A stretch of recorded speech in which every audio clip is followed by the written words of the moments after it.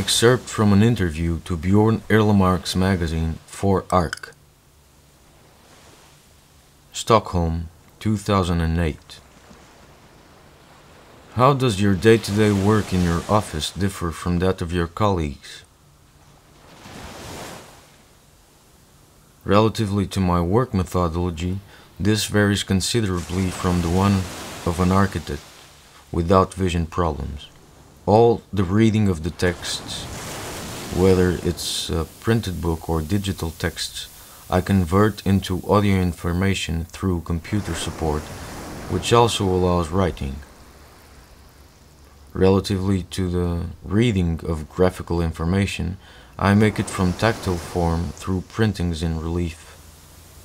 In the cases of bigger complexity of visual information, I try to percept it through models or through verbal description when such is possible. Relatively to the ideas communication, I make it through spontaneous gestural language. Thus, I support my verbal speech making with the hands space positions capable to make it possible to understand the idea quickly and without the use of supplemental methods. In 1990, still as an architecture student, I was living with a Japanese family in a traditional house in a village in Japan.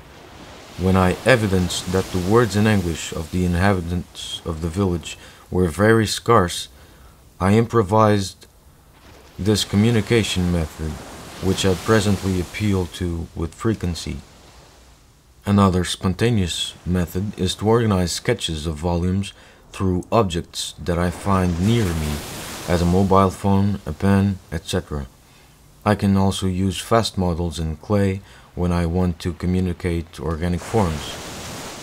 It already happened to me to be in the beach because of a project and to be able to percept a model in sand improvised by a collaborator. When I intend to register and to communicate an orthogonal space, Lego is excellent because it allows having a scale notion through the reference given by the modularity of its salient rabbits. I also appeal to the drawing through a special paper that, when pressured with a dry tip marker, produces a relief in the upper face, becoming perceivable by tact. At the same time, as the drawing continues, it makes it possible to have the reference of what has been drawn. The most complex situation occurs in the rehabilitation projects. While visiting a pre-existing building, it is necessary to touch in its finishes, to clap the hands to, by hearing, percept the space volume. Sometimes I have to use a stepladder to touch in eventual reliefs that can exist in the roof or facades. Usually I finish these works with dirty hands, but I noticed that I have the advantage, after all this effort, to have very advanced space knowledge, because this process is deeply lived and real. It already happened to me while touching the walls for thermal perception, to be able to detect the localization of the hot water system in its interior. Equally, when I have to decide the choice of a tap, a door handle, or a switch, I ask for samples, in contrast to what I would do if I had vision. Therefore, certainly, I would decide through the information of online images.